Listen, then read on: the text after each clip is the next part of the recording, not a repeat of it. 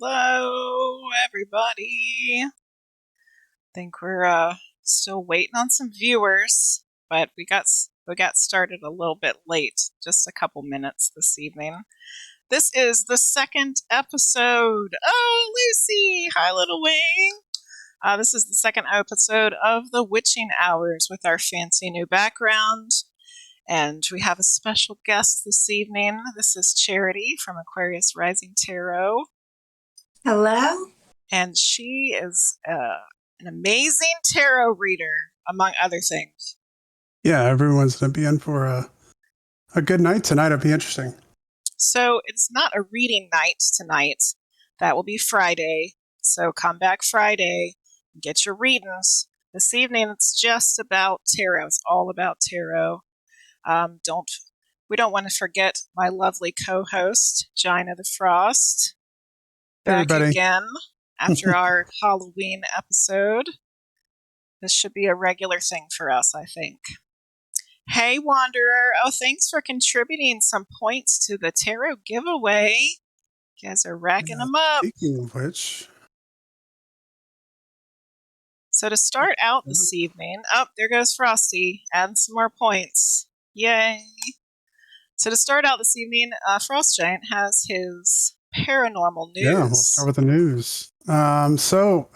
First article in the news tonight is the Falcon 9 launches DART. A SpaceX Falcon 9 successfully launched a NASA mission that will deliberately collide with a near-Earth asteroid to test a technique that could be used to deflect the trajectory of any future asteroid on a collision course with Earth.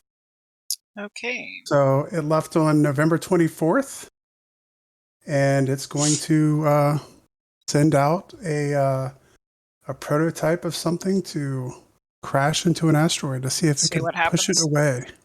Yeah. Oh, that's interesting. We'll just check it out. I mean, what's the worst that could happen? Let's just blow up some space stuff, whatever. What was it called? DART. DART. D-A-R-T. Oh, Vart. What is it? DART. Oh, with a D. D-A-R-T. like throwing. I thought you said fart with a V, and I was like, well, they just should have called it fart then. Yeah. So let's see some of the things from here. In September 2022, the spacecraft will collide with Dimorphos, a moon orbiting the near-Earth asteroid Didymos at more than 24,000 kilometers per hour. The impact will change the orbit of Dimorphos slightly, demonstrating how such a kinetic impactor could be used to change the trajectory of a threatening asteroid. Who names these things? Trajectory. I can say that word. Trajectory. We got some more points. We got some more points to the giveaway. Fumbi and Little Wing. And Lucy says they said the asteroid isn't in the path of Earth right now, but watch them push it towards Earth. I think you're right, Lucy. Because we're real special like that, us humans. Or like break up little pieces of it, and then I don't know. Yeah, that's what I was thinking. That it would just blow up, and then all of a sudden it would be here. You know me. I know this gets political, and I try to keep politics off of here. But I'm kind of in favor of what's going on with SpaceX and all that stuff. So usually I'm like for all of the space stuff we're doing, but I think this one is a little bit. Yeah. It's cool because it could help, but it's also a little scary, I think. I mean, I guess we got to see if it works, right? Yeah. I mean, we got a follow a little while ago. Castle Cutie, thank you for the follow. Is that is your number 200? Woo! Nice. Oh my god! Are you serious? 200. Little hype in the chat, guys. Woo! For 200 really? Followers. It is? Yeah. I thought it was like, I thought I was still on 170 something. Yeah. Yeah, it was 199 a minute ago, so if you got one more, it's 200. Somewhere I lost 20 people. Yay! We had 200 for the second time. Is that what happened? 200 for the second time? No. That's amazing. Awesome.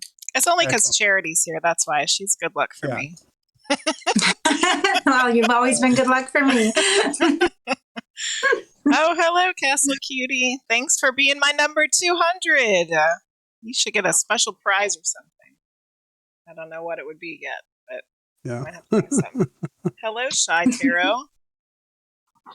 Welcome. All right, what's your next? Wander gave me a costume change. The second, well, you work on that, and I'll work on the second I'm gonna find story, which is essentially just a short one. That SETI, the search for extraterrestrial intelligence. I don't know if everyone's familiar with that, but there's been like movies made of them. They're the ones with the big satellite dishes out there in the West out there, using radio signals to try to find contact with extraterrestrial life. So there have been interesting things that have happened with them, but nothing that no direct communication with aliens yet. They are to talk about. Yeah. They are. Oh, God, I can't get it out. Here's my costume.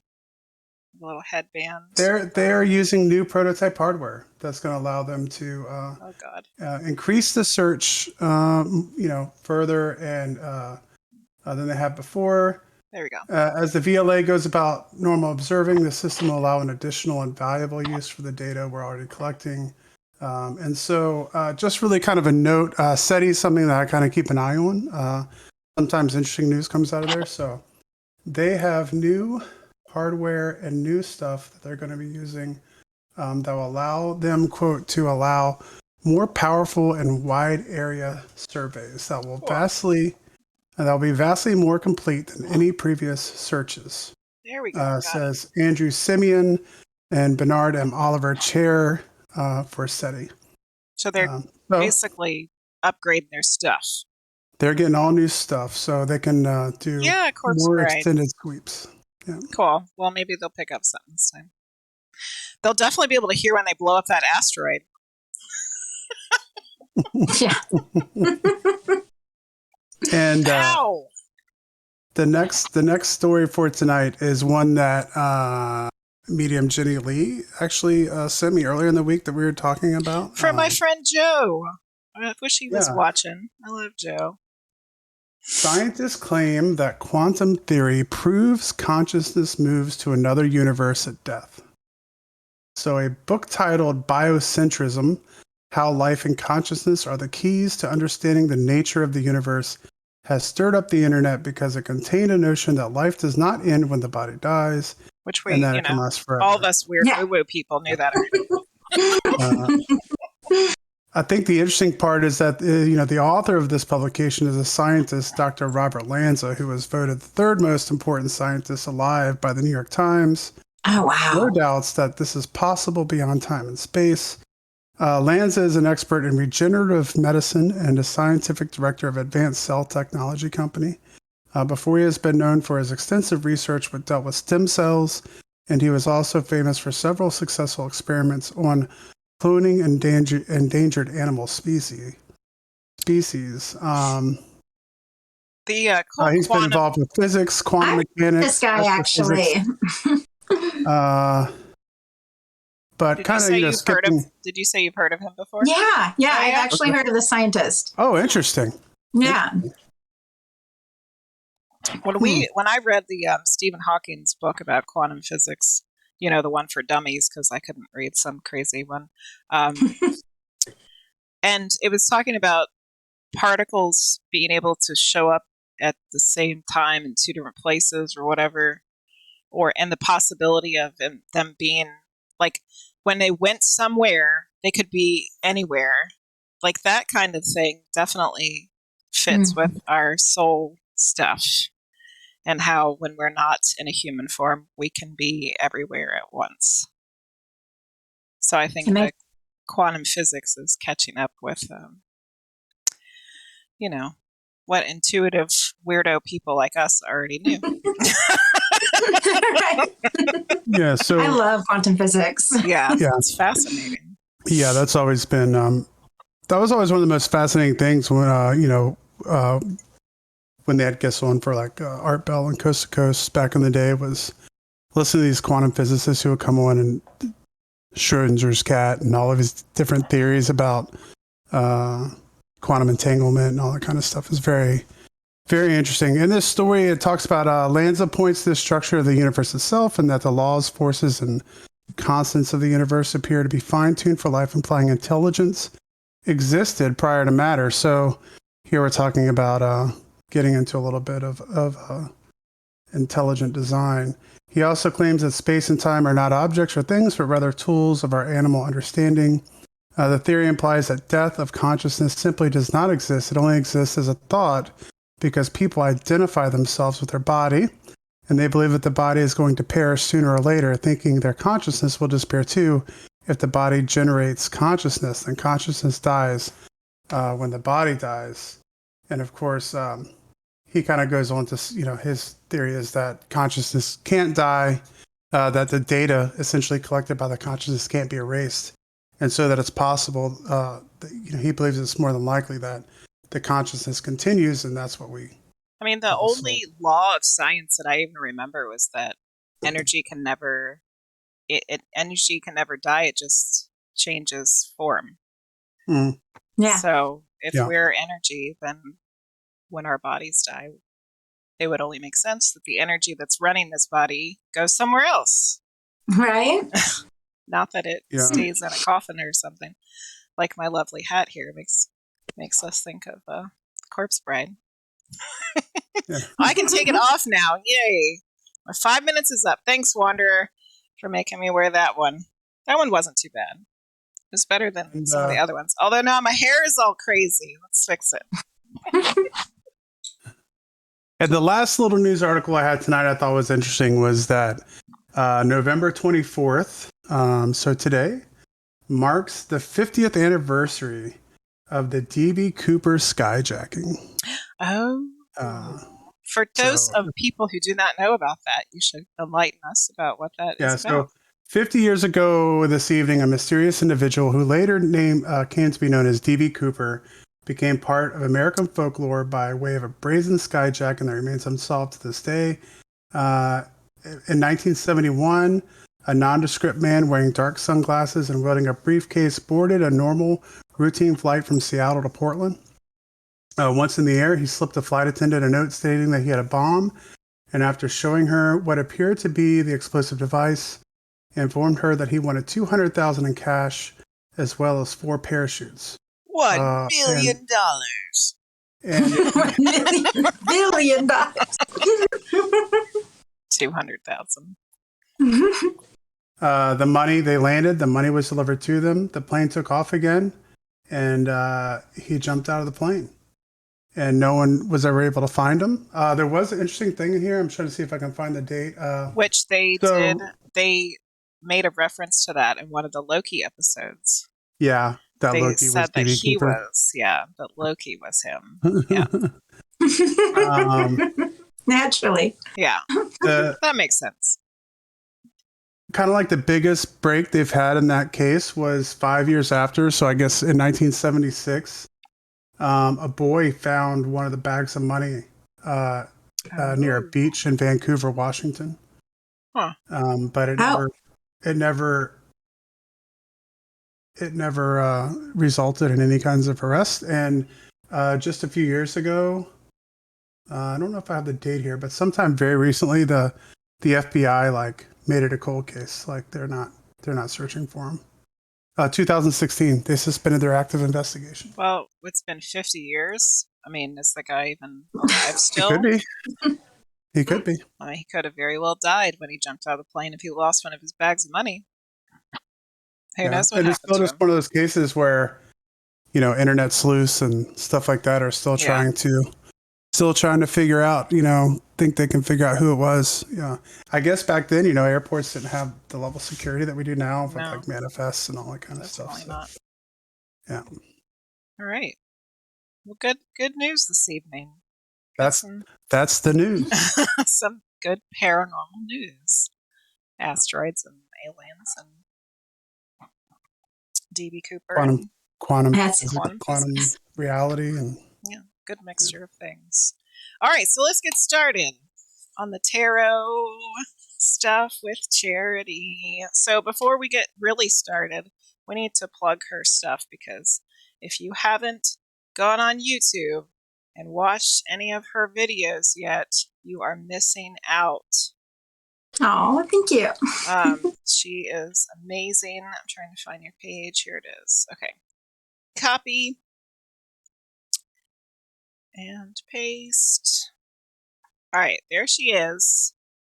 She focuses on love readings, and she does love readings for every zodiac sign every month. And I don't know how she keeps up with it because that's a lot. It's because it's so much fun. Yeah, it is. And she also so is. Tell us. Yeah, go ahead. Go ahead. Yeah. Tell us a little bit about your channel.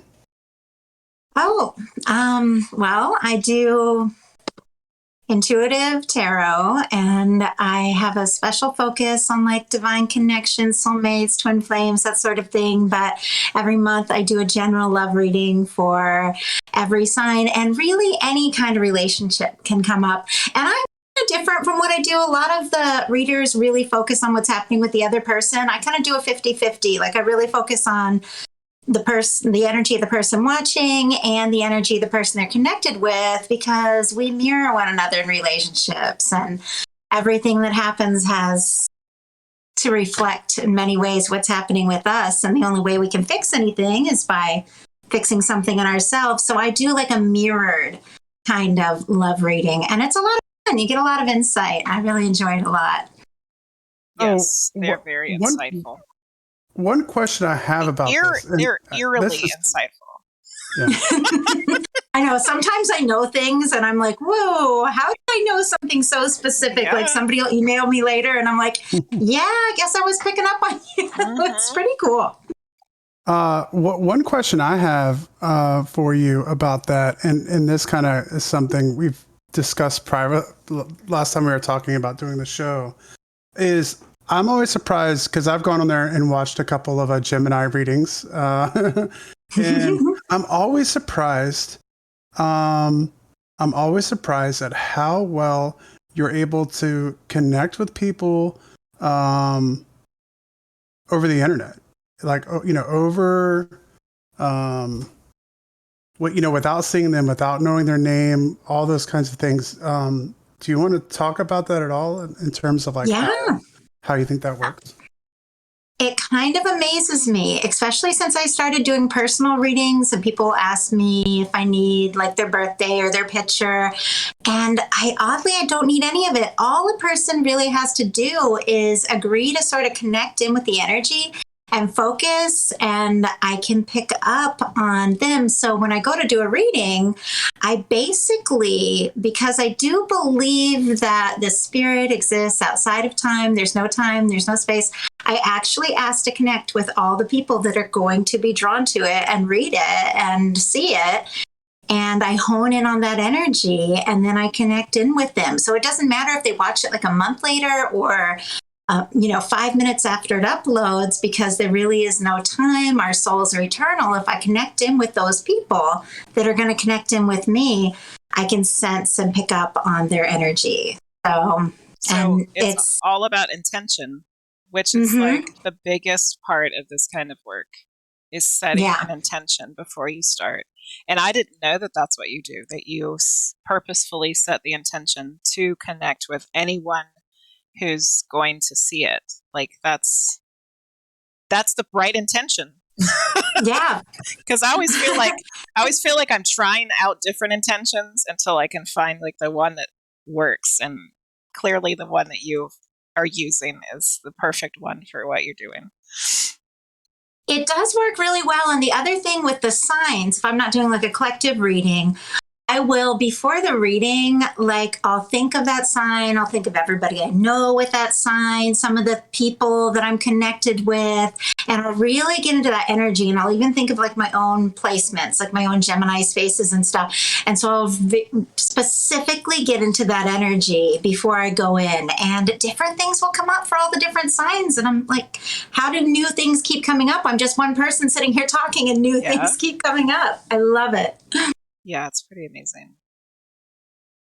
Yeah, and we had talked briefly about that when we were getting Yeah. practicing for this, about how it is really weird because I do the same thing. You know, when I'm on here with you guys on Twitch, like all I have is your screen name and what you tell me.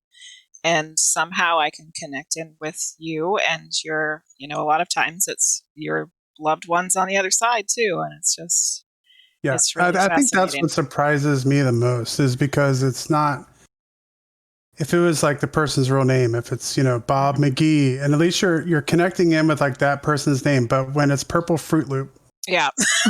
you know, it's like weird. Yeah, but I guess it's just a conscious, you know. There's a So soul someone behind like that me, username Yeah. that you can pick up on. for sure. Yeah. Yep. Yep. Yeah. True. Yeah. True. I I find it very. haven't had Purple Fruit Loop yet, but I did have tiny Watch grapefruit Purple Fruit Loop's recently. going to come in here, and they're going to be upset. A couple weeks ago, I had the tiny grapefruit juice. That's pretty close to Yeah. That's cute. Purple Fruit Loop. Yeah. All right. So I wanted to know, what do you know about the history of tarot? Oh, the history of tarot is pretty fun, actually. It was initially, I believe, invented kind of at least as far back as we go, because written history, like 1500s. It started out as more of like a parlor game for royalty with your traditional like spades, cups, like the pentacles, but it was something else back then. And what's the other one? The wands. The ones, Yeah. And it had the basic suits. So when I really tried to do like a deep dive and look into it, there was this parlor game that royalty would play where they would lay out like the cards and actually write poetry and things based on what came through. And then they began to create these triumph cards, which later became trump cards and later became the major arcana, that were dukes and duchesses. A lot of times they were actually like the family, like the royal family, like based on them. There's one like that, one of the oldest tarot decks we have. It's in a museum and it's an Italian family, and it's actually the family. And then it began being used more like 1600s for divination and things like that. And then there was like a guy who was like really big somewhere in the 1600s that decided it all worked together with like Egyptian gods and goddesses and astrology, and brought all that in. And it gave it like more use for divination, but no one truly connected it back to Egypt. Like it kind of began, but it goes way back. I mean, what is that? Like 1400, 1500. Yeah. So, yeah. And then We're talking it began 700 years. Yeah. right. Old. Yeah. So then, of course, more recently, in the past like 100, 200 years, it became more mainstream and very often used for divination and things like that. But the initial game, it had like all the same cards kind of as what we have in like a regular deck of cards. Yeah. And then they began to create, those triumph cards. And then they began to create cards for like every aspect of life, like death and, you know, the emperor, the empress, and the fool, and all these different aspects of life. So that's, I mean, from my study, I read that it initially started out as a game and became used over hundreds of years for divination. And then, of course, now it's all over. I can see if people were writing poetry and things and like creating things while they're playing it, that kind of would be where it would lead to. Right. Because the creation of things it definitely kind of comes from our soul anyway, a lot of times, I think. Yeah, that's interesting.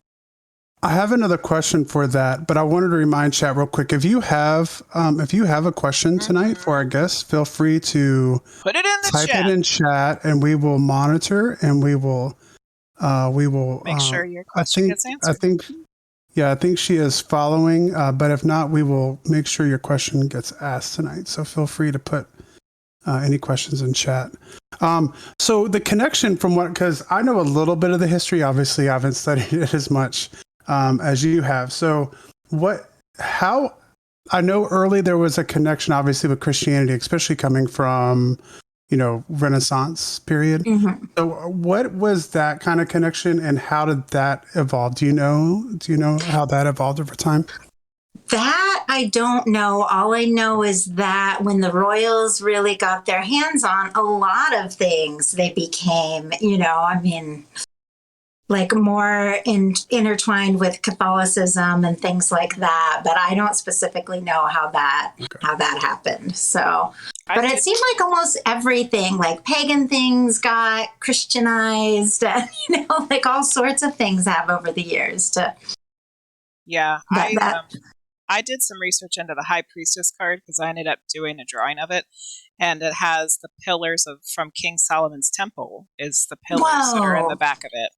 Yeah, so there's definitely some Christianity mixed in there. Yeah, Little Wing said, my reading with Charity was so amazing and accurate. She knew so many things. Some I could confirm and some I didn't even know about yet. I would even say it was life-changing. Oh my goodness, thank you. That's awesome. Oh, that's wonderful. I would Thank you so much. I would say that my readings that I've gotten from you have been life-changing as well.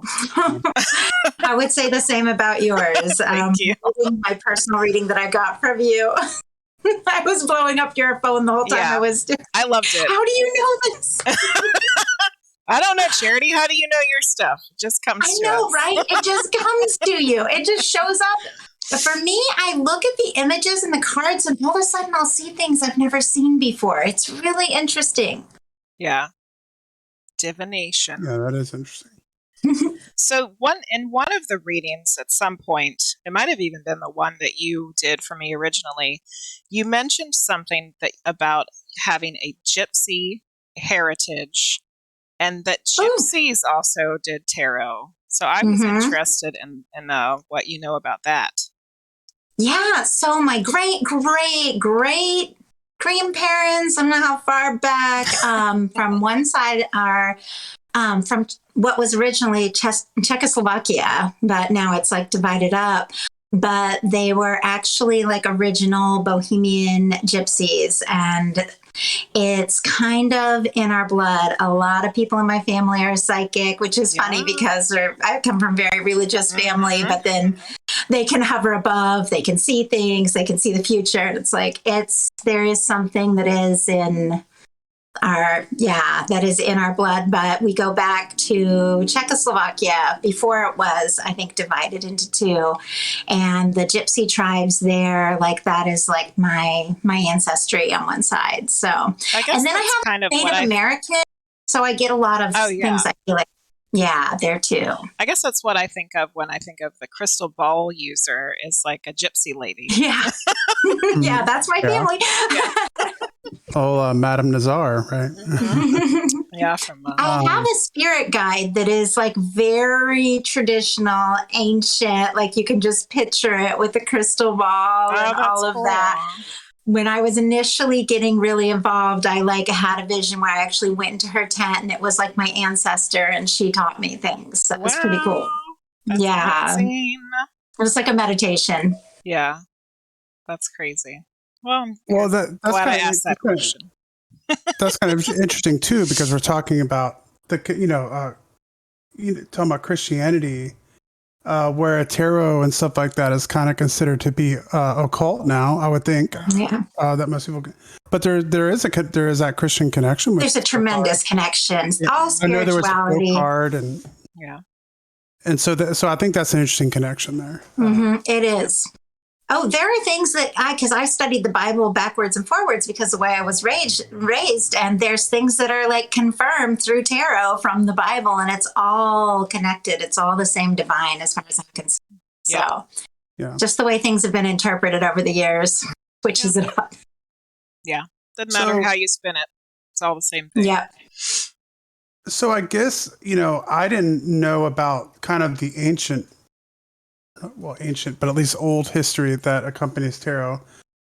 What about more like, I know, like kind of the age of spirituality, when the turn of the 20th century there, when you had the spirituality movement, and we get the creation of like the Raider Waite deck and stuff like that. Do you know anything about the history during that time or what changes? A little bit. So initially, tarot could only really be used by like royal families and things like that because of like there wasn't like common printing and things. Yeah. And so then they were like hand painted, hand created. And so you'd even get like people that worked for royalty that began to get their hands on tarot cards and things like that.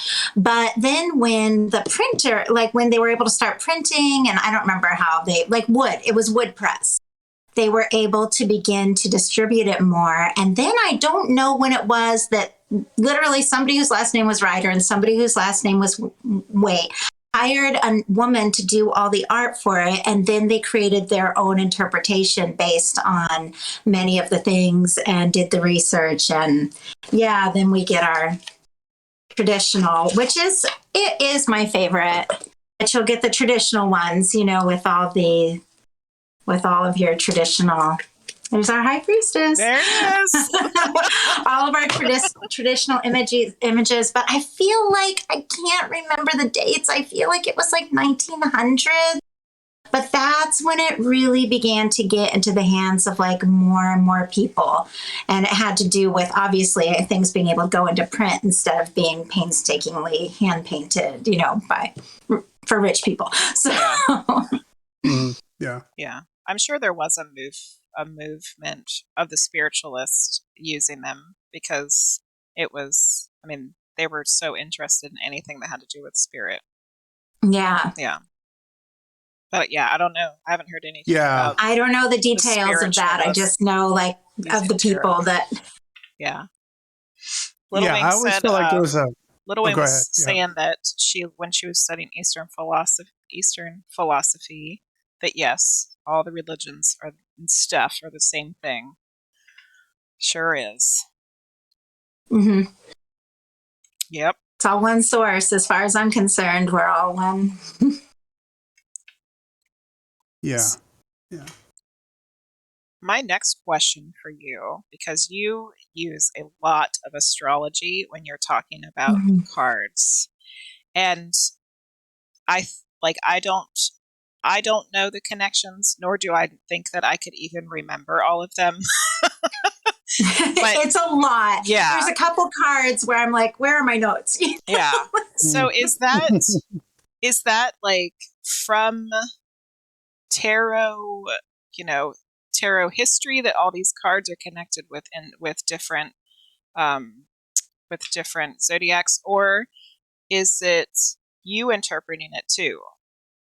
It is, I believe it is built in with that every one of the major arcana represents a different sign. Okay. And I feel like there's 2 cards kind of for each sign, but they have a lot to do with the planets. It's so complex. Oh, I have a sister who like knows this stuff really well. But it's kind of complex where it's like based on the planets and then the planet that rules the sign. And so some will be from the planets, some will be from the signs. I don't know when that all came together, but I know that even like early, like astrology is found in like Hebrew temples and things like that. And then I assume when the person who claimed that it was all Egyptian brought it in, a lot of astrology was brought in with that because astrology goes way back with that. But there is actually all the wands, obviously, are the fire, you know, Aries, Leo, Sagittarius. The cups are the water, Scorpio, Cancer, Pisces.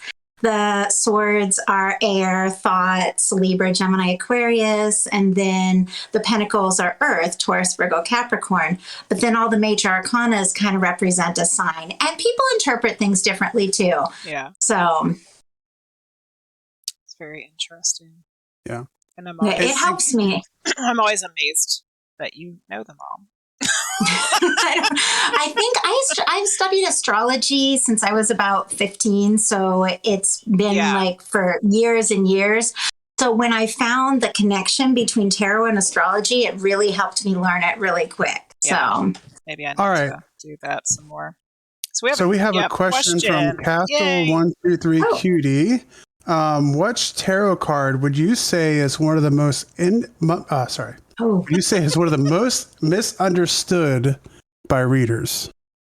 I would have to say for me, there's two of them, and I feel like, well, maybe three. I feel like it has a little bit to do with the art of the Rider-Waite specifically, that make a few cards look really dark and shifty. And I hate to just hold these three up because people are...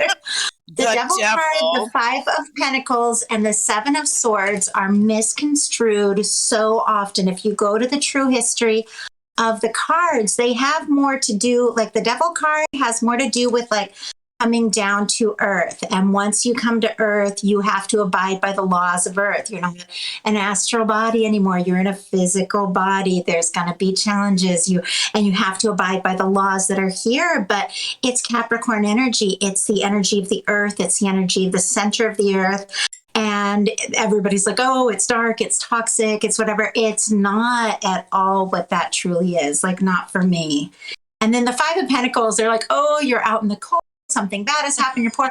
This also has a lot to do with choosing to come to earth. Like when the astral body comes to earth, we're aware that we're going to have these challenges and we decide it's worth it. And then the Seven of Swords, a lot of people say, is about lying, cheating, stealing. It's about calculating your moves. It's about planning. It's about sometimes in life you need to be selfish. So for me, those are the three most misconstrued because they have these really negative connotations, and I don't feel that there is a single negative card in the tarot. I feel like each one represents different aspects of life and the human experience, and there is no negative or positive. There is just being. So yeah, I think the tower one could be like that too, because it looks like everything's destruction. But if it's something bad that's ending, then that's a good thing. Right. Yeah. Right.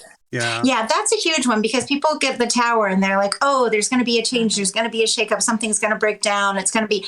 And very often when you're going through a spiritual awakening, because the star comes right after the tower, you start to realize and learn all these things. And then all this stuff that you built based on what you knew in the past starts to fall apart because you know better now. And that's just life. Mm-hmm. As you grow, you have to create new things. And so sometimes something falling apart can be a huge relief. Exactly. So, yeah. So we have Maggie's here. Yay, Maggie. And Salty Frog donated some 8,000 channel points to the giveaway.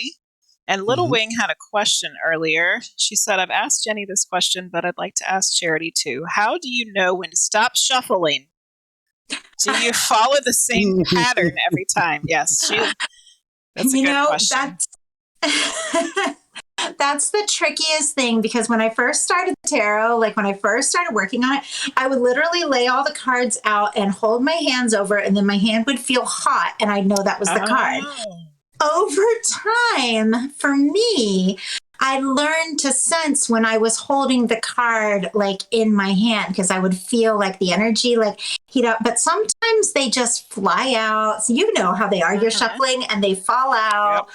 And they'll just jump. But often with me, it's like I'll be going and I'll know, like, I'll just know, like, it just comes out in my hand, you know, like now we have the Wheel of Fortune. So good luck. I will say, you're lucky. But sometimes they just introduce themselves. It's almost like they have a mind of their own. They come out or they tell you like, this is the one. There's no real explanation. But some people, they'll just go like, okay, 3 shuffles. Then I'm going to lay it out like this. And then I'm going to put, you know, and then I'm going to take like the top few cards, like that sort of thing. I think everybody does it differently. They do. Yeah. They really do. For me, I sense it like in a sense in my hand, like I'll feel the energy and I'll know it's almost like a hot card. Hot potato. Yeah. I don't think about it. That's why people are like, oh, why are you talking while you're shuffling? It's my unconscious mind that's doing it. If I was looking at it and thinking about it, I'd pull the wrong card. Yeah, definitely. I would consider myself probably the most novice tarot reader. I'm maybe on my 6th or 7th reading of all time. But I did a couple readings after I received my personal reading from you, and I noticed that some cards were kind of flying out in the reading, and like they tended to be like some of the really interesting cards in that reading. And so when I've done any of my readings, I don't get the hot hand. I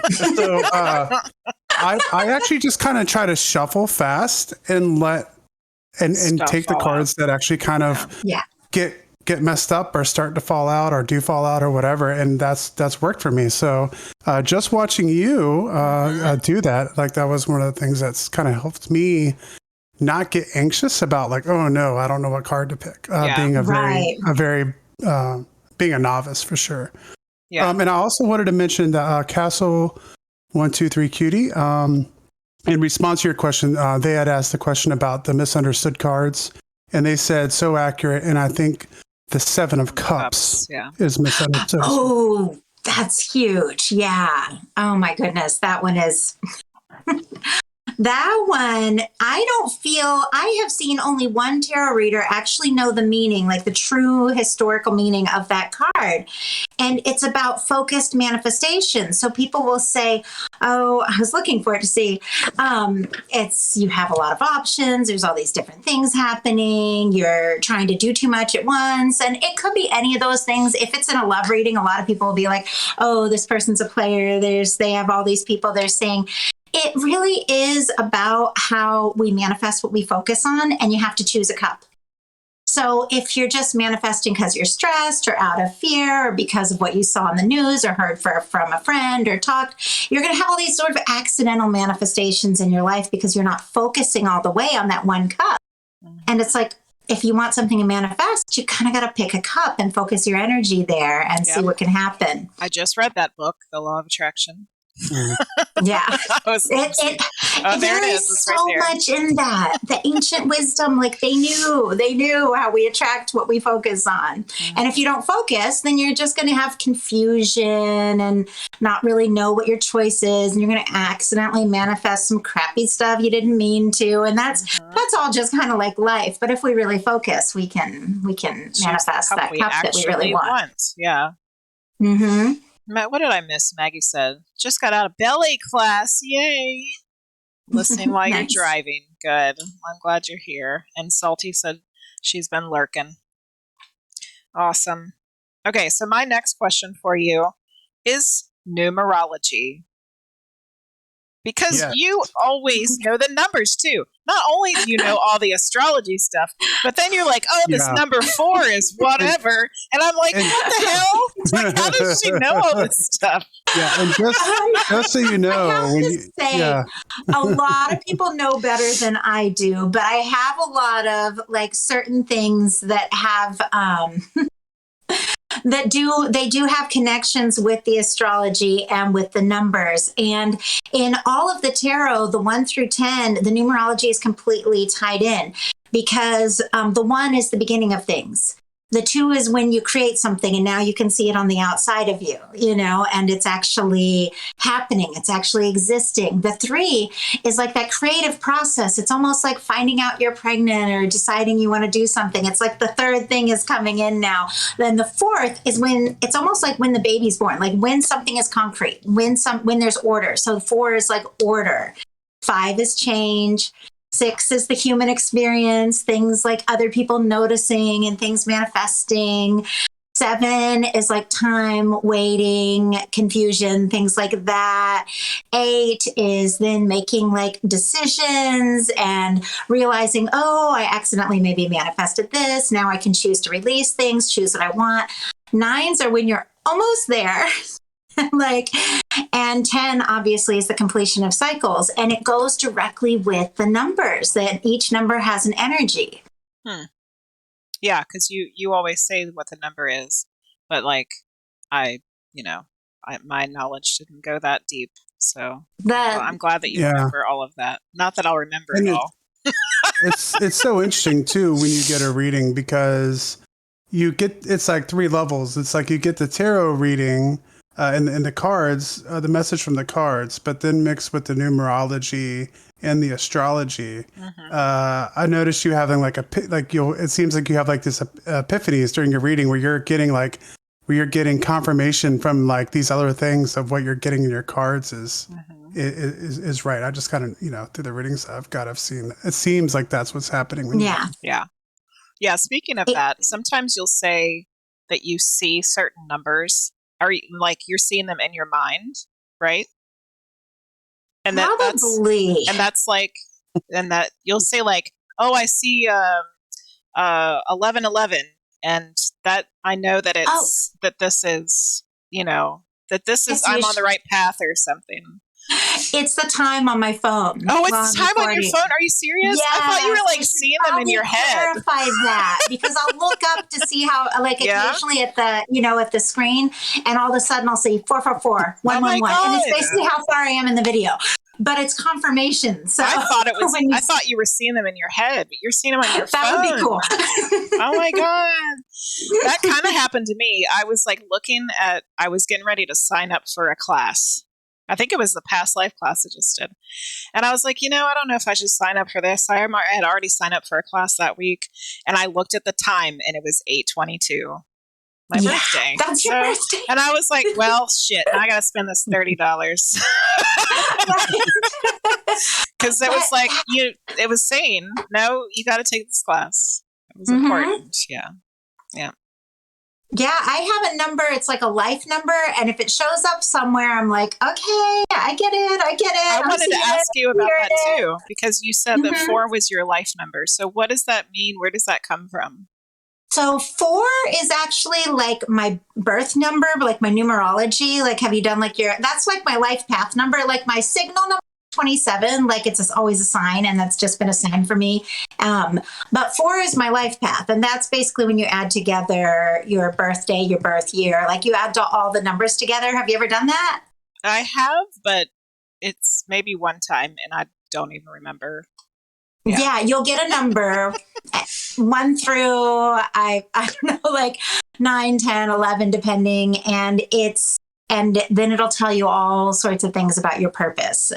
With the numerology, it's numerology. Yeah. So yeah, my birthday is a 4. Like when you break it all down. Okay, I see what you're saying. Yeah, when you add it all up and whatever, it ends up being a 4. Yeah. So that's your life number. I should look at. I should figure out what mine is. I probably did it sometime and I don't remember. Thank you, Little Wing, for banning our spam guy. And I know. Look, I was coming with the ban hammer. And like Little Wing is on it. She already had it. She had the hammer out before I even get it out. Yeah. She just has it ready, and as soon as they come, she's like, "No." She's the gatekeeper. Yeah. And then Salty Frog said, "The last class I took, I received the receipt for it at 11:11." That's so cool. Yeah, that's awesome. Justice is swift. Yeah, I need to look up the numerology thing again.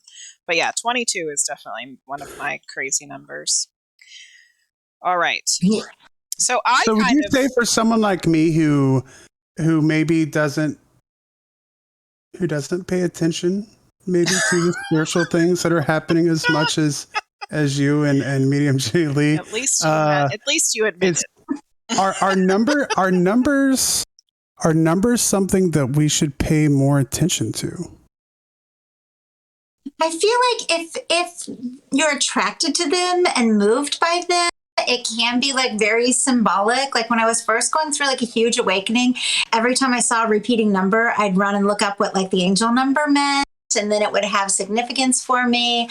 But for me now, it's just anytime I see like certain special numbers, for me, it's just a personal signal. And I think we all have our different ways of connecting with the universe. And it's what shows up for you and what feels meaningful for you. Yeah. Like that's the way I feel like it. I would agree. Moonlight Maggie said that hers is 9 and Little Wings is 11. Those are great. Those are great numbers. Awesome. Now I want to do mine. I'll have to do it after this. So I kind of know of some of the answer to this question, but our viewers don't. How do you prepare for your readings? Oh, I'm getting better and better at it. It used to take me probably like an hour of just getting in a good space, meditating, getting by myself, which is challenging when you have kids and all kinds of stuff going on in your life. Yes. But the big things I do is I've like learned to have signals, kind of like to my spirit guides and stuff, to like come and join me into my mental space. Like, this is where we're going. That now I'll start lighting the candles on my desk. I will start getting the cards organized. I will start choosing what deck. And then I'll start thinking about like what the reading is I'm going to do. And I'll kind of tell my subconscious, like, okay, like this is happening. So I'll do all sorts of little things that signal me that it's time. I'll light incense, that sort of thing. And then right before my reading, I get really, really still and I try to go into no mind. And if you're familiar with that, it's like where you stop thinking and all of that for at least 16 seconds or more. And it gets me out of my mental space and into like my heart chakra. So that is what I do right before I start reading. I've been trying to do that too, but I didn't know it had a name. I don't know. I don't know if that's the official name. Well, I guess anytime you're meditating, you kind of are trying to get to that space where you're not thinking. Yeah. Yeah. Which is so hard. Yeah. Sometimes you just can't get there. And sometimes, yeah.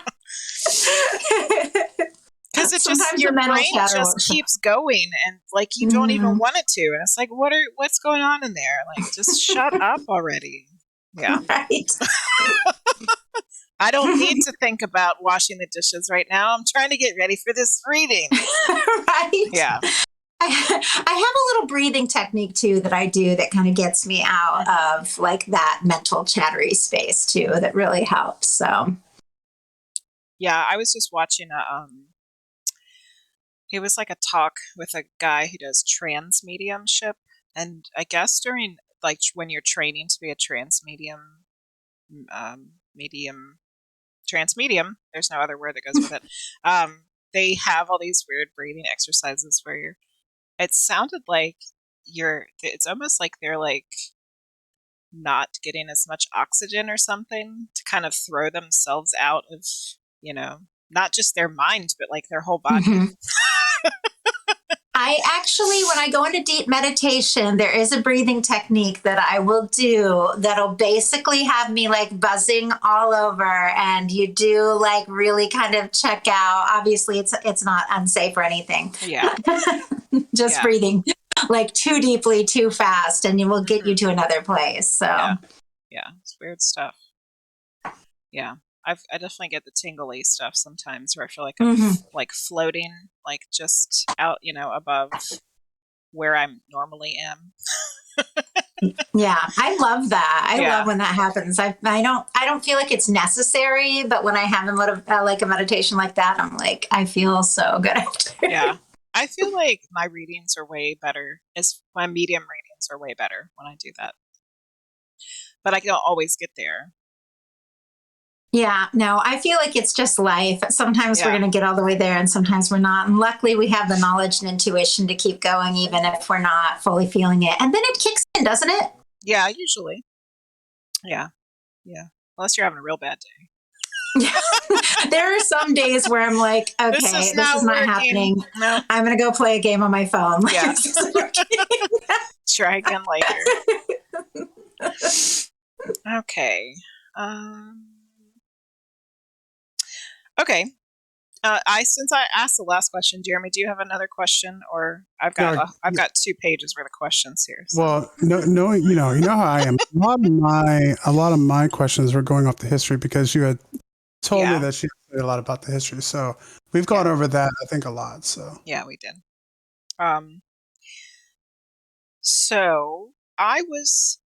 We kind of mentioned earlier that your specialty is love readings, and I wanted to know, why do you feel such a connection or need to do love readings? Oh, that's a tricky and personal question, but it's good. It's a good one. You don't have to tell us the personal part if you don't want to. I feel like for me, there's a lot of things personally that in life are very easy, that are very simple, that I don't have to try very hard at, that come very easily to me, that might be more challenging for other people. But there's a lot of things like creatively and just tons of things. With love, it's more of a challenge for me, and so I want to explore it. Like I want to understand it. I want to know more, and so it's a fascination. It's something that I Oh my love, God. and I have to admit, I love a good romance novel. I love a good movie, and so I am like a writer. I am a storyteller, and I love like a story that's got some love in it. And so I tried doing a lot of different kind of readings when I first started the channel, but I really loved seeing the interaction between people because I'm fascinated by human interaction. I feel like one of the reasons I came here was to interact with people and to get to know people. And so I just love the play of like the interaction and what you learn in love and relationships and from others. But I would say for me, my biggest fascination is because it is my biggest challenge and I'm always learning. That is interesting that you're not running away from it because it's a challenge. We just Yeah. got a raid of 17 people from Yo Erica. Thank you so much for Yeah, the raid. thank you That's very much, amazing. Erica. And thank you, Doritos, Abe Doritos, for the follow. Yay! We're talking about all things tarot in here this evening. Yes. Welcome to the Witching Hours. This is a show we've started doing in separately from the reading nights that Medium Jenny Lee does, where we kind of get on here to talk about all things paranormal. And tonight we are doing tarot, and we are joined by Charity from Aquarius Rising Tarot, who is who has a channel on YouTube. So this is what we're doing tonight. So if you have any questions, chat. Questions. If you have any questions about tarot reading, or I guess also numerology and stuff like that, that's what we're talking about tonight. And thank you so much, Erica, for the raid. How was your stream?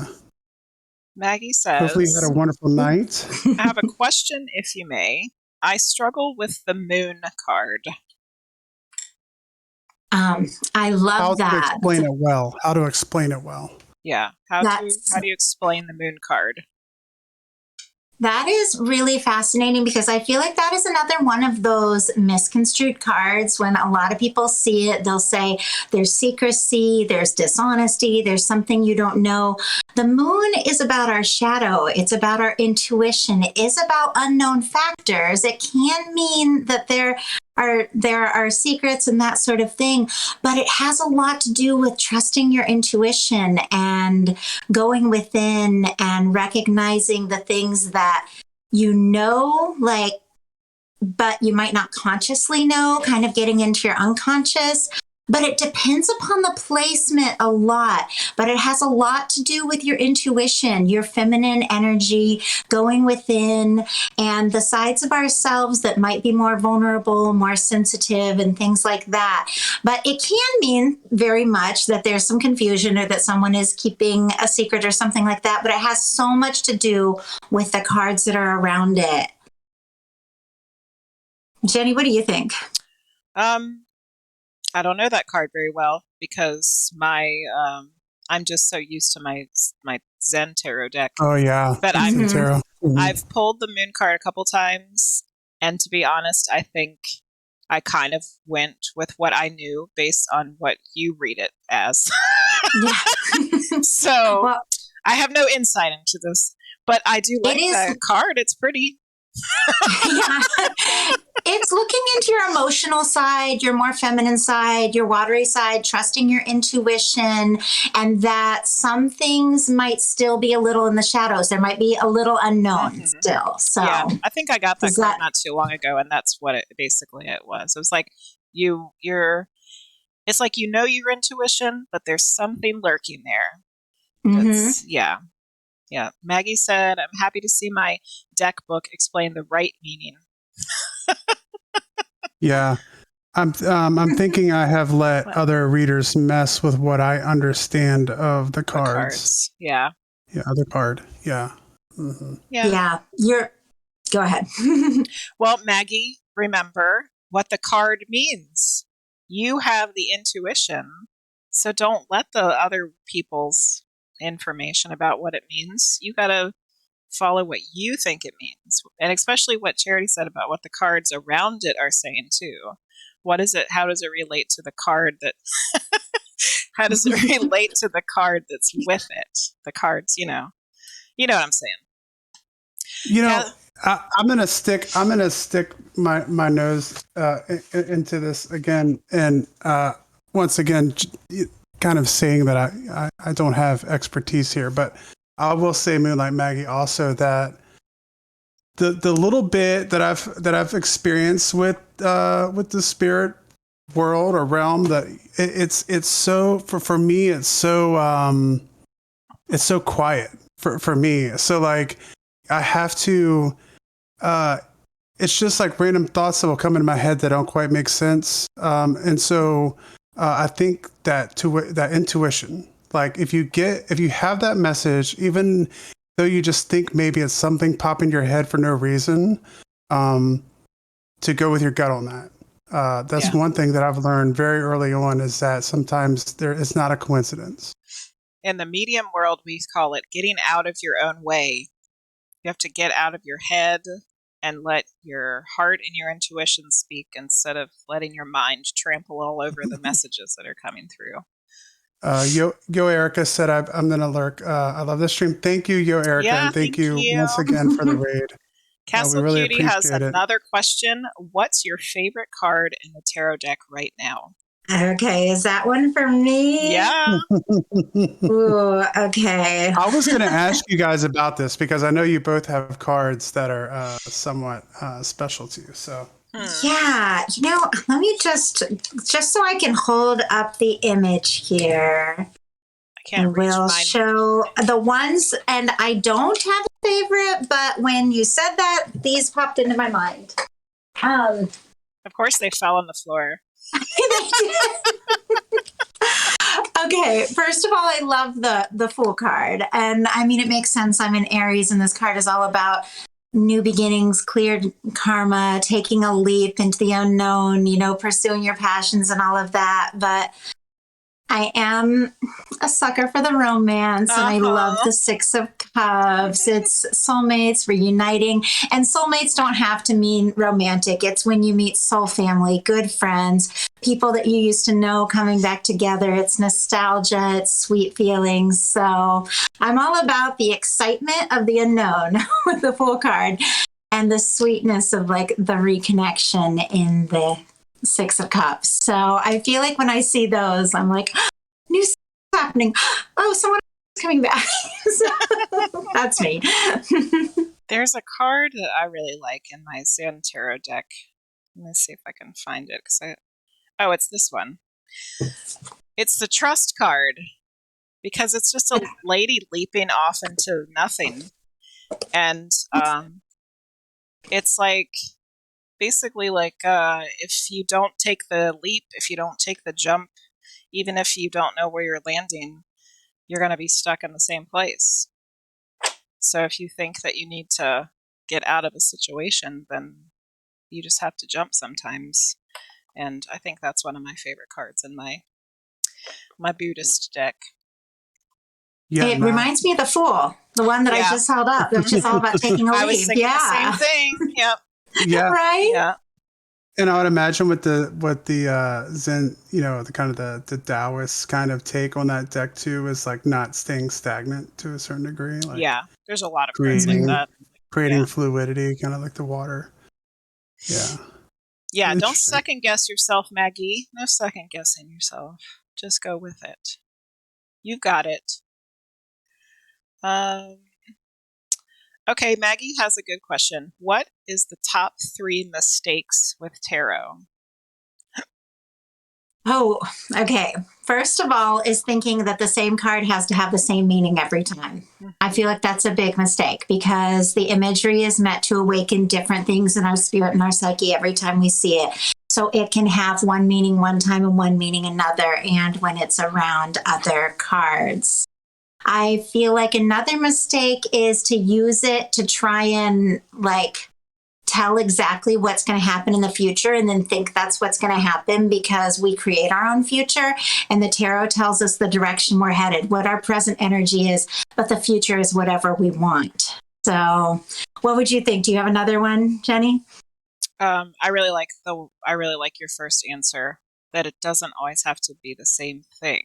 Mm-hmm. And I read very differently than you do, because I usually read. I have to look at the words a lot of times, and to me, it's when I'm reading it, it's what words pop out to me at the moment. Like, what are the things that I'm reading that are the parts that are like, oh, like I felt something. Like sometimes I physically will feel something where I'm Right? like, oh, like that was the part. Like that is the part that this particular person needs to hear right now. Yeah, like that one sentence. Like you'll kind of throw out the whole explanation and take that Yeah. one sentence. Yeah. Almost like you're, kind of being guided on. Yeah. Yeah. It might be a word. It might be a couple words. It might be a phrase. Sometimes it's a sentence. Yeah. And then, yeah, I think for Charity, it's more about the imagery, which I think I'll get there too. Because I think the way that we do things is always evolving and changing. And I'm sure the way that I read 5 years from now is going to be completely different than the way I read right now. All right, we have lots of comments. Let's see. Little Wing said, I love that so much. Maggie said, oh my God, I love that card. One of my teachers once told me, jump and the safety net will appear. Absolutely. Yes. So that one is just true. That is if you're following your heart, 100%. Yeah. Yes. Little Wing said, I pulled that one once for her. Yes, I remember that. And Starlight. Oh, hey, Starlight. Love the question and answers. And then Maggie said, you do that a lot with medium readings, feeling into your body. Absolutely. Yeah, like when I'm trying to figure out how somebody passed, like that's pretty much the only way I can decipher how they passed, is because I feel it somewhere on my body. Maggie said, I translated it. It sounds weird. We might need to work on the words. Oh, yeah, because Maggie speaks French, because she's from Canada. Oh. French Canadian, eh? I don't know if French Canadians say "a" though. No, probably not. I'm French Canadian. They say something else. But Maggie will have to tell us what they say. But we love Maggie. We don't care if she feels like her English isn't great. It's good. Bonjour. It's good, Maggie. Yeah. It's good. Bonjour. Oui, la fromage. The cheese. Oh, you say sorry Maria a lot? Kiki habla española. Yeah, and Charity's got all her Spanish going on there. Yeah, I'm like, nobody speaks Spanish here. If you do, that I can help with. I took 4 semesters of Spanish, and I can talk enough to get by a little bit, but I wish I could have immersed myself a little bit more when I was taking it. Just the conjugation. Conjugation is that's hard. Yeah. Yeah. But you can bring it back at any point, because I studied it for 4 years and then forgot, and then 20 years later decided to learn, and it was like that because you had that foundation. Yeah. So you can immerse anytime. I've started speaking some with some of my students and stuff. I'll have students who. So I started trying to use it, and they think it's the most hilarious thing that's ever happened to them. And but that's fine, because if they're learning how to speak English, I know how difficult that has to be. So I can make I can make a fool of myself, showing them that they're better off than I am. So all right. I've got more questions. Sí, entiendes un poquito. Maggie. Tiny bit. All right. My next question on my page is here. So I know that you connect with spirit when you're doing your readings. Mm-hmm. And this is funny that I wrote this down like weeks ago. Are there specific guides that you know that help you? I met my guides several years ago, and I have certain ones, but I got to the point where I sort of went beyond and I really got into like my highest, higher self, because I feel like our guides are almost like different parts of our psyche and our like personal experience. And then you just get into like the highest high part of yourself, and then you can connect in with the highest part of anybody else's self. Yeah. And that's sort of where I go. Yeah. But I do have my guides and I feel them around me, and I know, and I have certain ones, and I sort of have an awareness. You did talk about the ancestor that taught you the Gypsy Tarot ways, Yeah. which is awesome. Yeah. Oh, posture check. Wonder. Thank you. Yeah. Did you see me fidgeting around like? Ooh. So here's the question: do those apply to me now too? Like, do I have to do costume changes? I don't know if we. If you have any, got anything up there? I don't. You can come get a hat or something. I got all kinds of stuff in my box over here. Moonlight Maggie said, remember the time you did a medium reading with me, Jenny, and you saw my higher self? Yes. Yes, I do. And I feel like, didn't we have some guides that were with you too, Maggie, one time? It was like a male and female or something. Yeah, sometimes I do see people's guides when we're doing the medium readings instead. And then last week, who was it? Pega from Portugal. I'm pretty sure I connected with some weird ancestor of hers. It kind of really reminds me of Charity's when she was talking about having the ancestor and the gypsy ancestor in the tent. Like, I saw this woman who clearly looked Portuguese, and she was in like some kind of ancient kitchen that was made of stones, and like, we're not going to know who she is, So but cool, though. she was somebody for her, like, I don't know if it was a past life or if it was an ancestor or whatever it was, but yeah, that one was crazy. Yeah. Oh, I've seen some assaultees too. Oh yeah. Well, that's a question. Oh yeah, the robes. Why are they always wearing robes? Charity, have you ever seen any guides wearing robes before? Because all the ones I see do. A couple. Yeah? I've seen a couple wear robes. Yeah. I would have to say I do have one that kind of floats and wears a robe and like reminds me of Gandhi. Wow. Yeah, I saw one of mine wearing a robe, and then somebody else's I saw wearing robes too that I didn't read before. Silver robes. It might have. I feel like they're comfortable if you're around for millions of years, like we are in the other, a robe. It's like wearing a dress. Well, the Wanderer says exactly what I was thinking, and that's that if I were a guide, I would wear a robe. Right? For sure. Yes. They want to be comfortable. Same. Yeah. That's funny. They want to be comfortable. Yeah. They look nice and warm too. They look like nice and warm robes. Yeah. Well, I bet that might be the image that they want to project, because I think yes, I was going to say that. we have a connection with what the robe means. A sage, a mage, an academic, someone who knows things, and so that might be the reason that they present themselves in that. Yeah, Maggie said, "Don't be average when you can be a guide." Yeah. Why would they come dressed in something else? Yeah. And if you're wearing jeans and a Metallica shirt, I don't know if I'm, I don't know if I'm listening or not. You clearly don't seem like you have the spiritual know-how. It's got to be a robe. All right, next question. What is the favorite deck that you own? What is your favorite deck that you own? Oh my goodness.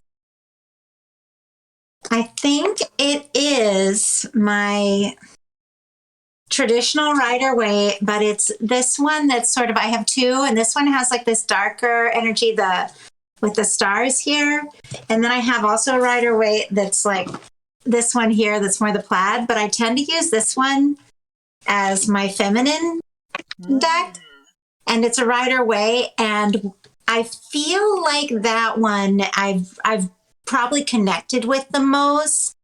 And so I don't know, it just never steers me wrong. So, but it's a Rider-Waite. It's just a traditional, although I really love some other decks that are not traditional. Why does the one with the stars on it feel more feminine to you? It's interesting. I feel like the feminine energy is more of like the unseen, the unknown, whereas the masculine energy is more conscious. It's the things we see, the things we know. I feel like feminine energy is like the stars, the moon, space, and so it's almost like, I don't know, I can't remember if the dark or the light side of the yin yang is the feminine or masculine, but to me I see like the feminine energy as a darker, more like I don't know, like the more shadowy energy, and then the masculine to me just feels very bold and concrete, and it's here and it's things. I'm wearing it's blood. It's the conscious mind and the unconscious mind. Yeah. So this is the unconscious mind. I have a flannel shirt on. Yeah. Right? This is our conscious mind. Like, yeah, I'm here. I'm glad. Yeah. I'm a lumberjack. I'm okay. Yeah. I work all night and I sleep. So what deck that is not the traditional Rider-Waite one is your favorite? Because I know you got quite a few. I know. I feel like the mystical manga I like a lot because I really love like anime, Studio Ghibli movies. Is it Ghibli? I don't know. I don't know how to pronounce anything. You're asking the wrong person. What's that? I said you're asking the wrong person. I don't know how to pronounce anything. Oh. What is it? But I love like this one has like a lot of like light colors and playfulness about it. There's a couple that I really like. But yeah, this it's kind of light. It's also real feminine. Mm-hmm. Then there's a couple others. I just have to show them. I like the Tarot Grand Deluxe a lot. I think that's my favorite that you have. Yes. Yeah. I have this big connection with history, royals, medieval times, things like that. So I'm kind of obsessed with like that very royal, castle imagery. But I have to say there's some really cool ones. Like my son got me this, and I don't use it a lot in readings because the imagery is a little dark for my like traditional like love, channel.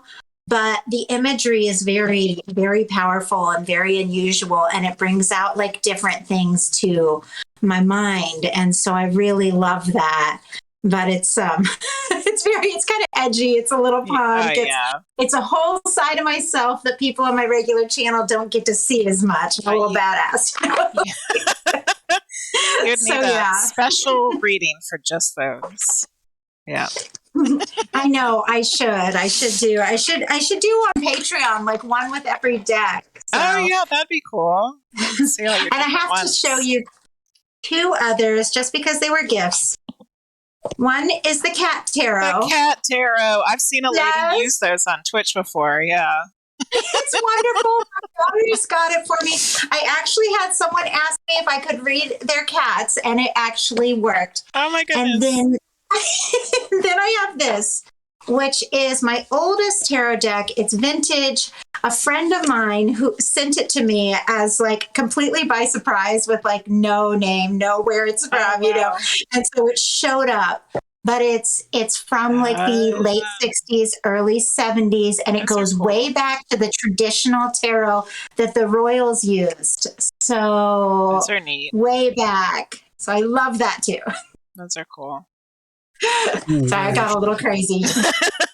No, that's good. That's good. I love my decks. All the people here like tarot, so they're interested to see all these different decks.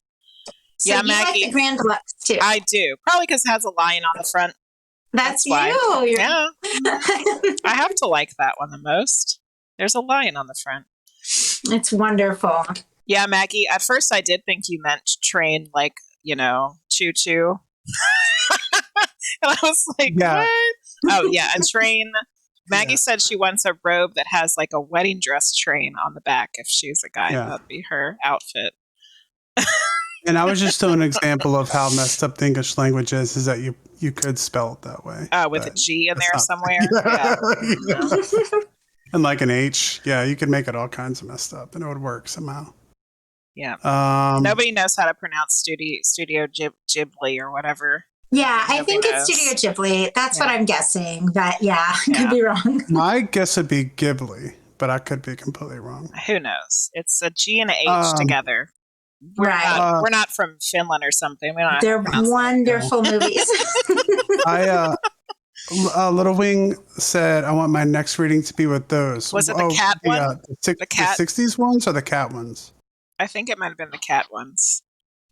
Cat tarot. They're I'll let it so be. fun. They're And they cute. have all the traditional meanings. Like they Yeah. have all the cups and the wands and everything. Yeah. They're so funny though, because there's things like the death card is like a vacuum. That's hate the vacuum. It's so funny. Okay. And so the humor is really great. I actually did 1 month a bunch of readings with those as the With clarifiers, and it was really fun. Oh yeah, Little Wing said it just dawned on her that me and Charity are a perfect astrological match because we're Aries and Leo. We She wants are. the dark ones. Oh, She Little wants Wing the wanted the dark ones. ones. I thought she wanted Yeah. the cat ones. No, she was. Oh, going- okay. Oh, so Yeah. this is the Lost Hollow. It's a really cool deck, probably the fanciest one I have. It was a gift from my son, and they're very cool, like very different from any deck I've ever seen. So Awesome. Yeah, No, there's so many cool decks out there. kinds of decks. It's Mhm. crazy. I saw Craziness. last week. I think it was last week. The person we rated after your stream was Yeah. using the Alice in Wonderland deck. Mhm, I didn't know oh, anything I about want that. one of those. Yeah. I love Alice in Wonderland. Yeah, that lady has Yeah. a whole Alice in Wonderland themed Twitch channel, and that's what she uses. Is Yeah. the Alice in Wonderland deck. Priestess of, and if you want to follow her, Priestess of we've Wonderland, created a lot of right? Priestess of Wonderland. Yeah. Yes. Yeah. Yeah. So excellent. Good Oh, so the next question I had, and I don't know, I don't know if you have done any of this, so feel free to, if you don't do this at all, that's fine. But do you incorporate any kind of past life regression or past lives with your readings? Is that something you've done or do? Well, I made her do it. Absolutely. Absolutely. A lot of people don't know that I actually very strongly specialize in past lives because it's not something you can really do on a public channel because it's so personal. Mhm. And so like a past life reading, like how would you do that for 1,000 people? Yeah, It's so personal. But I will see, even when I'm doing a personal reading, past lives and things come up. And sometimes even in my like regular monthly readings, and I'm like, oh, that's somebody's specific story. Do I share it? Do I not? But past lives, I can actually see, like, even when I meet people, often something that they used to be, a different gender or a way that they look, different clothes, an era. Like I can see past lives. It's something I've done since I was a kid. So it's something I specialize in, but I've not really expanded on in my channel. But I see it a lot when I'm doing readings. Yeah, and Excellent. I got the past life tarot reading from her, and it was amazing. Yeah, that's They're right. so Yeah, and it answered a lot of questions I had about weird stuff. And I asked that because that's something that we've been talking about you doing in your channel, because I think that's something a lot of people have curiosity about. We've seen people kind of really get into that in chat in this stream about doing past lives, and I know that Jenny's been trying to figure out a way to kind of do a group to do a past life We would regression. have So to meet in a group and not on Twitch though. Like it had to be in Discord or something something different. Yeah. Like you said, it can't really be out in the open, like with the public. Yeah, it gets so personal. Mhm. Yes, I've done a couple past life regressions, like in a group at like a magic shop or whatever. And yeah, they can get really Mhm. personal. They can trigger you too. Sometimes things will come up and it's like, and it just explains so much. And so it can be very emotional too. I think one of the first past life regressions I did, I was a lady who died in childbirth, and like I was in tears like for a long for, while it's happening and a long time afterwards because it was like so traumatic. I So, have yeah. a past life that I died in childbirth. It was a couple weeks after, but it was all due to complications. Like, that's crazy. I didn't know that about you. Yeah. Yeah. Whoa. But mine was like while the baby's coming out.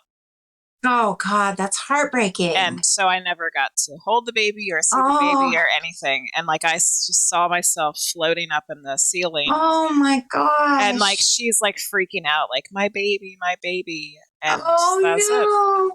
Yeah. Oh, It was awful.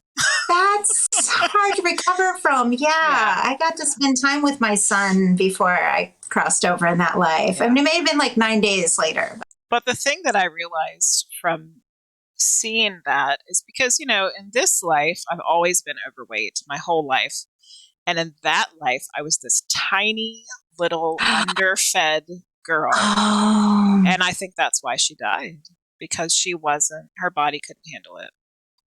Yeah. So I can see why I never would have picked a body like that again, because I wouldn't want to go through that again. So then I was like, I felt better about the body I have now because I was able to push out 3 kids without any problems. Right.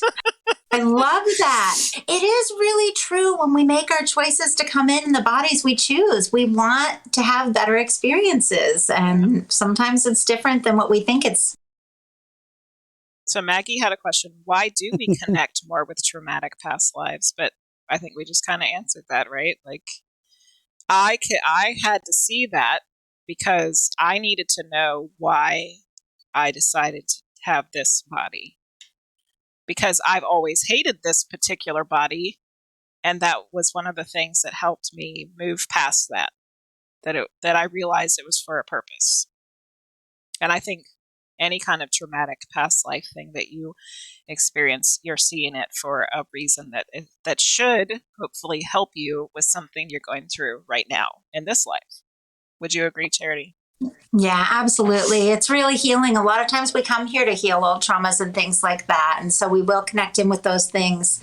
But I connect in with some pretty positive past lives too when I read for people. So different things. You need help understanding one of your lives. Yeah, we could probably do that. Maybe Friday if you're in here. Oh, and then when you were writing it, you got the answer. Sometimes that's all it takes. It's like seeing it from a different perspective. It wasn't just in here. You were putting it out. You're getting it out of yourself. Well, that's good, Maggie. Yay. Yeah. All right, next question. Sometimes there's just a little lesson, lesson in each one that makes you appreciate something that you have in this life. Mm-hmm. So. Yep, like big bones pushing them babies out. Yeah. Right. What do you still want to learn about tarot?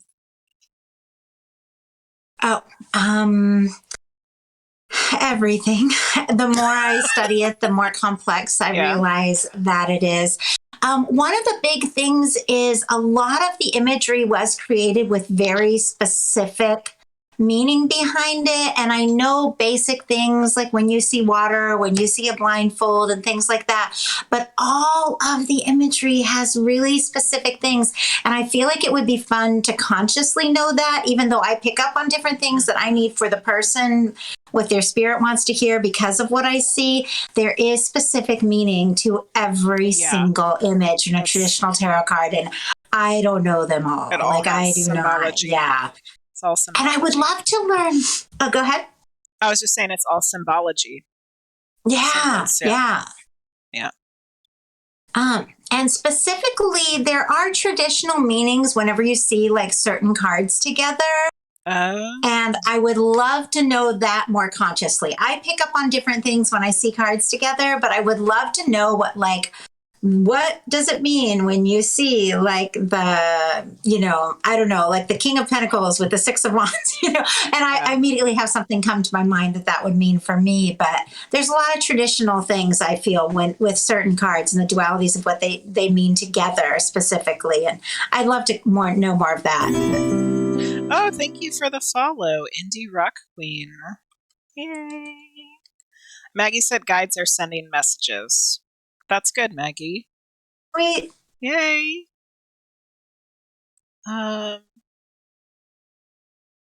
got on a website that breaks it up for us and it really explains the story behind tarot, and it really helped me when I bought my deck. Oh, cool. That's awesome. Yeah. I know there's so much more to learn. Yeah. There's always more to learn. Never stop learning. That's always the thing. The more you learn about something, the more you realize. More questions there are. You think you're going to be, at some point you think you're going to ascend to being like this master. And I think the opposite usually happens. I know it was that way for me in history. Like, I was like, oh, I got my bachelor's in history and now I have a master's in history and now I'm going to know everything there is to know about history, except now I just realize there's all this stuff I don't know about history. And I just feel like I'm a complete moron because I should know all this stuff and I know nothing. I know absolutely nothing. So I imagine we can apply that to tarot as well. Like the more you think you learn about it, the more there is to know. So true. I found that so true with many things, music and everything else. But yeah. For sure. So let's see. We're coming up on, it's a little bit past 9:30 here on the East Coast. So if you have any more questions, go ahead and get them in. And I'm going to put in her, this is her YouTube channel. There's so many amazing videos on there. So go watch them. And thank you. She does personal readings and they're amazing, life-changing. Me and Frosty and Little Wing have all had personal readings done. They're amazing.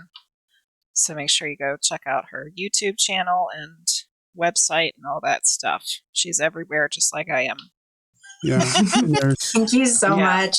And I do want to say, if anybody has joined here because you know me, because I did post on my channel. I don't know if you're here, but these are two dear friends of mine. I have known them and loved them for how long? Over 20 years. We've all been friends. Close and they're to it, both amazing, talented, gifted people. Oh, thanks. Yeah, and I feel really honored to be able to show up with you all. And I hope we can do something again because I know you're doing like the paranormal, and I know a lot of cool ghost stories. So I want to come on like one of your spooky shows sometime too.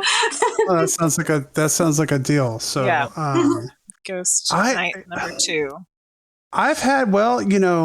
I had an idea, and I haven't even talked to Jenny about this yet, but you guys can talk. If we wanted to do another spooky show, we could possibly do one before Christmas, because that was one of the original things that was done for Christmas was ghost stories. So it's more of a spooky holiday than it is now. So maybe a night of ghost storytelling could be another show for Christmas, but we'll see what you guys want to do. Yeah, Charity's willing to come in. That would be so fun. I also know a lot of like funky like ghost stories from Mexico. Oh yeah. So that's kind of fun too. So a lot of interesting things. So we'll take all the ghost stories, all of them. Yes, spooky Christmas. And then that would be fun. Starlight said, what an amazing platform to be able to come together and share insight. I agree. Thank you. Absolutely. So I have one last question. We've made it through my 2 pages of questions. Last question is, why do you think tarot is so helpful? Oh my goodness. Well, I am like a psychic reader and an intuitive reader, and I can actually read without the tarot, but the tarot guides me and shows me like it's like a real quick way to come into someone's energy, and it guides me on really what to talk about with them, and it helps me focus my energy. But I believe it's because it's gone back for so many years. There's so much symbolism, and just like you were saying, the spiritualists, the Christians, the gypsies, for so many years it's been built for so long that there's thought forms around all of this imagery, and you get help sort of from the universe because of all the thought. It's kind of like what we started talking about with when you were talking about quantum physics and how consciousness doesn't die and things like that. There is a consciousness around each one of these cards that we can tap into and know more than we know. It's like we can tap into our higher knowledge and higher learning because these have been handed down through the ages. So I feel like it's a tool because there's so much more to it than what we realize. But for me, it tells me what to talk about. I really like that. Like, I definitely feel like I need to consciously be thinking about that now. Like, tapping into the wealth of knowledge that's built around the cards. Yeah. Yeah. Mm. Yeah. Yeah, you know, and as someone as looking from the reader, thank you, Sabrina. Looking from the point of view of someone who is getting the reading, I feel like a lot of times it's just confirmation or things that you didn't think about before the reading, but it was already there. Like it's just like, why didn't I see that before? Like you already it was in your consciousness. You didn't you just didn't acknowledge it, you know? So. Thanks, Bella, for contributing to the tarot giveaway. How close are we now? Let's see. We are 48%. Oh, getting close. Almost halfway there. Halfway to the 30-minute tarot giveaway. reading giveaway. Yay. Oh, and I have to tell you all, everyone, I had my first reading from medium Jenny Lee, like my first personal reading. And I cried probably 4 times. She brought one of my spirit guides showed up and I knew it helped me understand the spirit guide that's been around me for a while. And her insight was so incredible. If anyone is thinking about getting a personal reading, I'm still shook from it. What was it, yesterday morning that I watched it? Yesterday. And it lit up so many things. But it's like what Frost was saying. There's things that you're conscious, that you're aware of unconsciously, but the readers bring it to your conscious mind. And you're like, oh my goodness, I knew that, but I didn't know it. And you hear the readers say it out loud, and all of a sudden there's so much clarity. And I felt like that with Jenny. So highly recommended for anyone. It was the best experience. And I'm going to order another one because I want to get to know that spirit guide a little more. Do you think that's something you can help me with? We could always do a medium reading instead.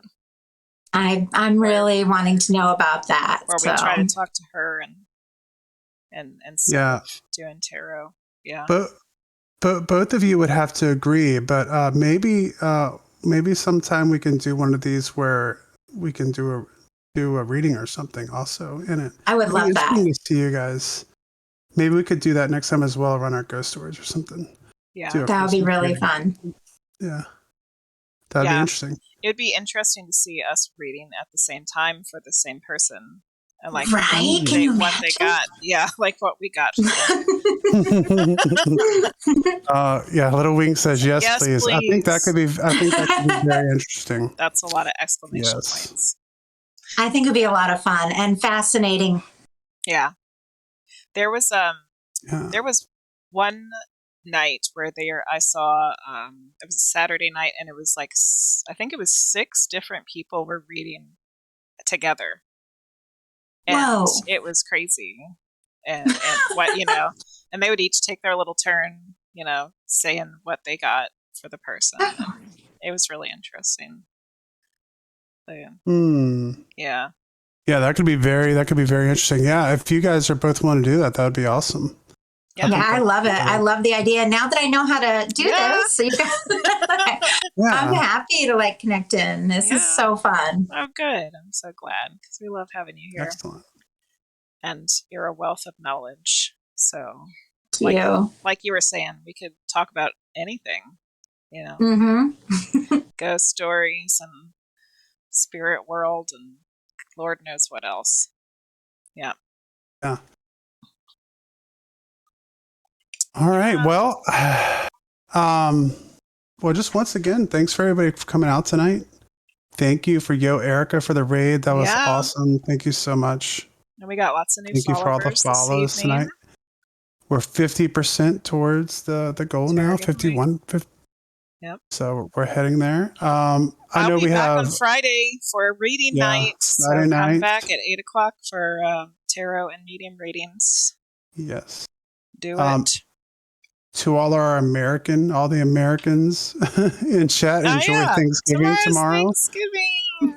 And for all our non-American, all our non-American people, enjoy the day anyway. Yeah. Have a good Go day. eat. Happy Even if you're Thursday. Canadian or Portuguese, go eat too much food tomorrow. We'll eat our share of turkey for you and pumpkin pie. Yeah. Yeah. Thanks, Bella. I'm glad you're here. And yeah, we got the 200th follower this evening. Salty Frog. Making pies. You can't just drop what kind of pie. Yeah, what kind of pies are you making? I made a pumpkin pie. Yep. I made a pecan pie tonight. So I have a pecan pie, pecans, and pumpkin. Pumpkin. Yeah. Yeah, and then Canadian Thanksgiving's in October. What is that all about? So why do you guys got to be weird? And I asked last time, but I didn't get a chat. So I have a curiosity about Canadian Thanksgiving, which is like, is it a big deal for you guys? And do you guys like eat turkey and pumpkin pie, or is there like other totally dishes different? that you guys have? Yeah. Is there like, or do you guys like have something else that's traditional? Like, or what is Canadian Thanksgiving? What do you guys do? Starlight's having ham. Ham is acceptable on Thanksgiving. You can have ham. Salty's making great. bourbon, walnut, and pumpkin. Bourbon, walnut. You trying to get everybody drunk on your Thanksgiving day? Sounds good.